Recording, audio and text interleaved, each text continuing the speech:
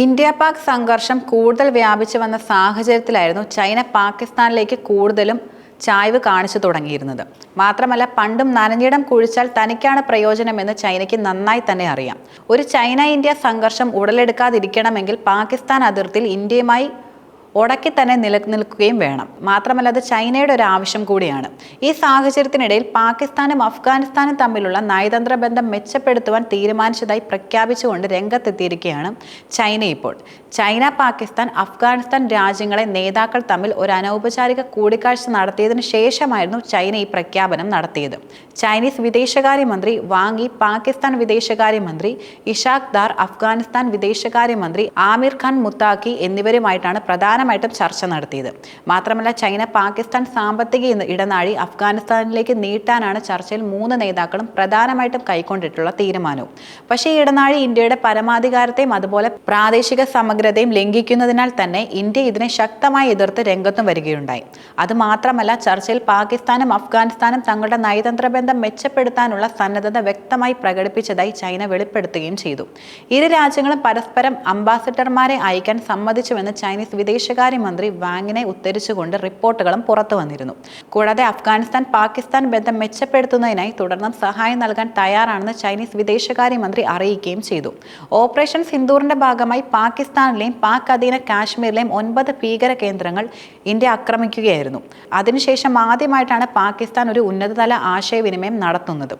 China Pak രാജ്യങ്ങളുമായുള്ള രാഷ്ട്രീയ സാമ്പത്തിക ബന്ധങ്ങളുടെ പ്രാധാന്യം അഫ്ഗാനിസ്ഥാന്റെ ആക്ടിംഗ് വിദേശകാര്യമന്ത്രി ചൂണ്ടിക്കാണിക്കുകയും ചെയ്തു. ഭാവിയിൽ ഈ മേഖലയിൽ കൂടുതൽ പുരോഗതി കൈവരിക്കുമെന്ന് അദ്ദേഹം പ്രത്യാശ പ്രകടിപ്പിക്കുകയും ചെയ്തിട്ടുണ്ട്. താലിബാൻ ഭരിക്കുന്ന രാജ്യമായുള്ള വ്യാപാര വിനിമയം വർദ്ധിപ്പിക്കുന്നതിനോടൊപ്പം തന്നെ അഫ്ഗാനിസ്ഥാന്റെ പുനർനിർമ്മാണത്തിനും വികസനത്തിനും ചൈനയും പാകിസ്ഥാനും പിന്തുണ നൽകിയതായും വാങ് ചൂണ്ടിക്കാട്ടുകയുണ്ടായി. സുരക്ഷാ സഹകരണം, ഭീകര ശക്തികളെ നേരിടൽ, അതുപോലെ പ്രാദേശിക സമാധാനവും സ്ഥിരതയും സംരക്ഷിക്കൽ എന്നിവയുമായി യോഗം ധാരണയിൽ എത്തുകയും ചെയ്തു.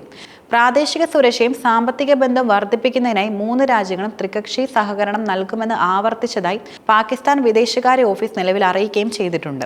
നയതന്ത്ര ഇടപെടൽ വർദ്ധിപ്പിക്കുക, അതുപോലെ ആശയവിനിമയം ശക്തിപ്പെടുത്തുക, വ്യാപാര അടിസ്ഥാന സൗകര്യങ്ങളുടെ വികസനം എന്നിവ വർദ്ധിപ്പിക്കുന്നതിനുള്ള പ്രായോഗിക നടപടികൾ സ്വീകരിക്കുക എന്നിവയെക്കുറിച്ച് അവർ ചർച്ച ചെയ്തുവെന്ന് പാകിസ്ഥാൻ വിദേശകാര്യ മന്ത്രാലയം നിലവിൽ അറിയിക്കുകയുണ്ടായി.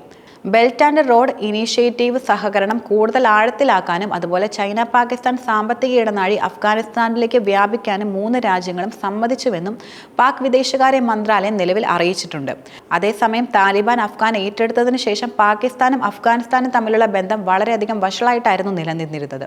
പക്ഷേ ഈ കൂടിക്കാഴ്ച പാക് അഫ്ഗാൻ സർക്കാരുകൾ തമ്മിലുള്ള മഞ്ഞുരുകളിലേക്കാണ് യഥാർത്ഥത്തിൽ വഴിതെളിച്ചിരിക്കുന്നതെന്നും പറയാം. തെഹ്രിക്ക് താലിബാൻ പാകിസ്ഥാൻ ആക്രമണം നടത്താൻ അഫ്ഗാൻ മൺ ഉപയോഗിക്കുന്നതായി പാകിസ്ഥാൻ നേരത്തെ ആരോപിച്ചിരുന്നു. എന്നാൽ അഫ്ഗാൻ പാക് ആരോപണത്തെ തള്ളിക്കളയുകയാണ്. താലിബാൻ സർക്കാർ ചൈനയുടെ സുരക്ഷാ ആശങ്കകൾക്ക് പ്രാധാന്യം നൽകുന്നുവെന്നും അതുപോലെ ചൈനയെ അപകടത്തിലാക്കുന്ന പ്രവർത്തനങ്ങളിൽ പങ്കാളികളാകാൻ അഫ്ഗാൻ മണ്ണ് ഉപയോഗിക്കാൻ ഒരു ശക്തിയും ഒരിക്കലും അനുവദിക്കില്ലെന്നും അഫ്ഗാനിസ്ഥാൻ ആക്ടിംഗ് വിദേശകാര്യമന്ത്രി ചൈനീസ് വിദേശകാര്യ മന്ത്രിയോട് പറഞ്ഞുവെന്നും റിപ്പോർട്ടുകൾ പുറത്തു വരികയുണ്ടായി.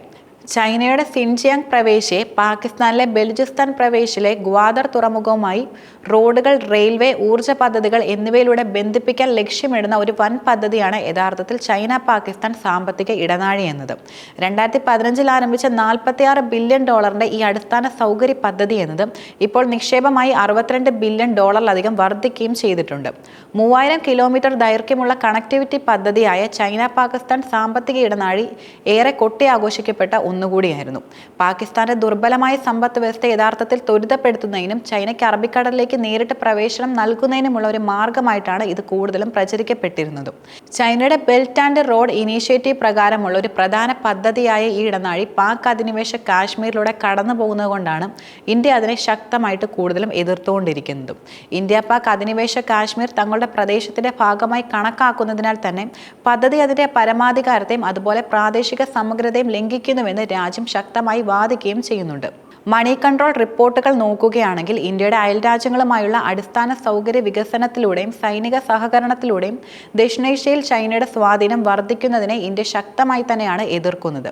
ഇന്ത്യയെ മറികടക്കുന്ന ബദൽ വ്യാപാര പാതകൾ സൃഷ്ടിക്കുന്നതിലൂടെ യഥാർത്ഥത്തിൽ ഇറാനിലെ ചബഹർ തുറമുഖം പോലുള്ള സ്വന്തം പ്രാദേശിക കണക്ടിവിറ്റി പദ്ധതിക്ക് ഈ ഇടനാഴി ദോഷം ചെയ്യുമെന്ന് ഇന്ത്യ കരുതുന്നതായി റിപ്പോർട്ടുകളും പുറത്തു വന്നിരുന്നു. ഇടനാഴി അഫ്ഗാനിസ്ഥാനിലേക്ക് വ്യാപിക്കാൻ സാധ്യതയുള്ളതിനാൽ തന്നെ സുരക്ഷാ സാമ്പത്തിക ആശങ്കകൾ ഉയരുന്ന ഈ സംഭവ വികാസത്തെ ഇന്ത്യ അതീവ ശ്രദ്ധയോടെയാണ് കൂടുതലും വീക്ഷിക്കുന്നത്.